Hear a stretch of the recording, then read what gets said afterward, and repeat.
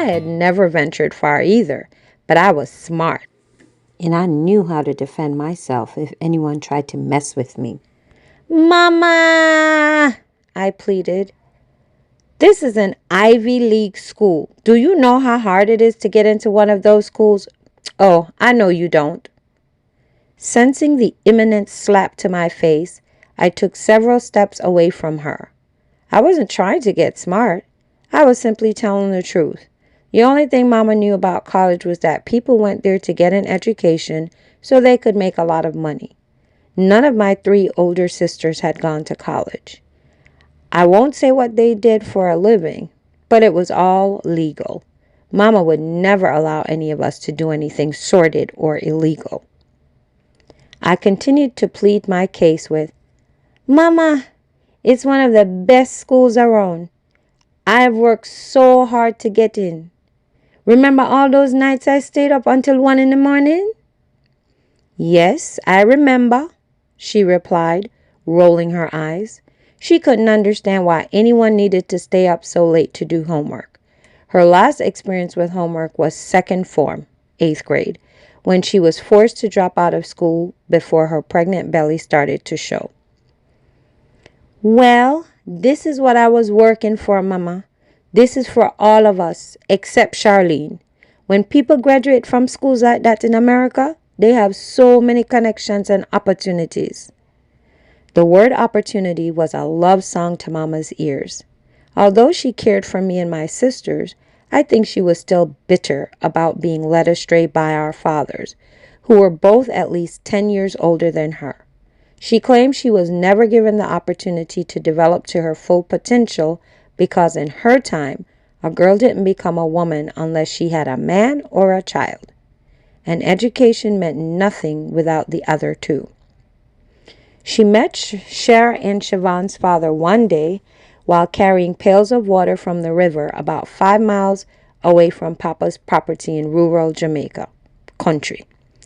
Living in the country meant there was no indoor plumbing, so almost every day, Mama and her sisters had to trek to the river to wash clothes and get water for cooking and bathing, while my uncles helped Papa farm the land and chop wood for chilly nights. On that particular day, Mama's sisters stayed home to help Mama Muma, my granny, cook for Auntie Joyce's wedding. A boy Mama had never seen before walked up to her and offered to carry the pails, which meant she could get home faster and make more trips, proving that she was becoming a valuable member of the family.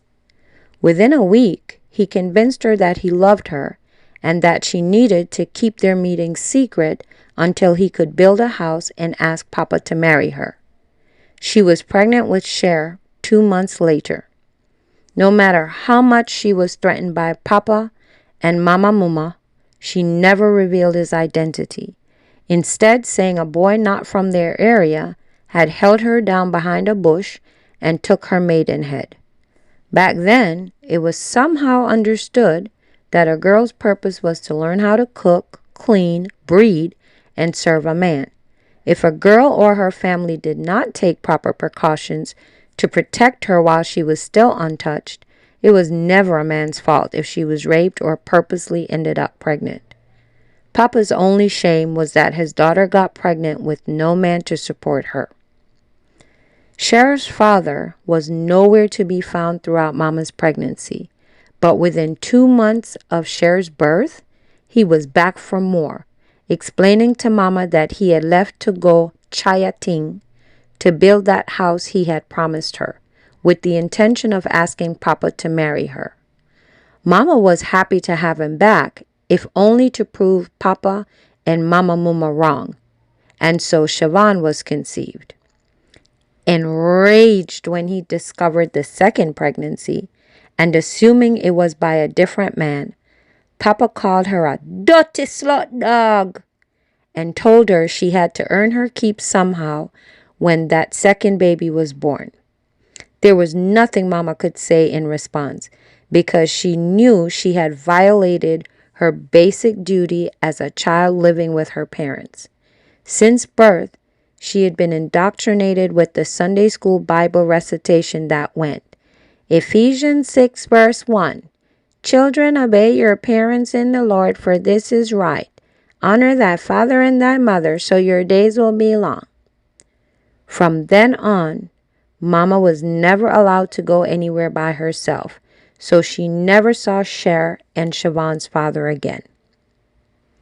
After Siobhan was born, Mama Mumma's cousin, Miss Getty, who was almost as old as Mama Mumma, suggested that Mama could take her place as Mr. Lenny Ramos's housekeeper.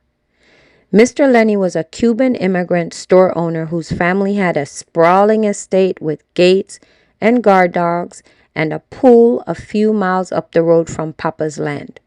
When his wife died during childbirth, along with the child, he told Miss Getty he needed a younger woman who would be able to keep up with the 5 remaining children. Since Miss Getty was only 50 years old and very vibrant, Papa was flabbergasted. His exact words to Mama were, "Consider yourself dead to me if you go work for them people there. You already have 2 pickinny. I turn you want go turn breeding bag?"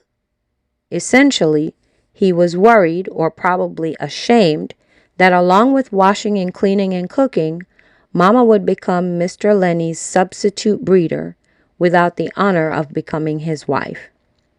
By that time, Mama had had enough of Papa's castigations. She packed her meager belongings and left Papa's house with Cher and Siobhan.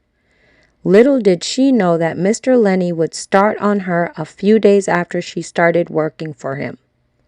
My sister Charlene was born 11 months later, and I was born by the time Charlene was almost 1 year old. To prevent Mama from ever laying claim to their stores in Jamaica or to their estate, Mr. Lenny's parents in Cuba forced him to sell their stores and the estate and move back to Cuba. At that time, I was only a few months old. For the next 12 years, Mama bounced around with all 4 of us until Auntie Joyce, who had moved to New York City with her husband, filed for us to come to America.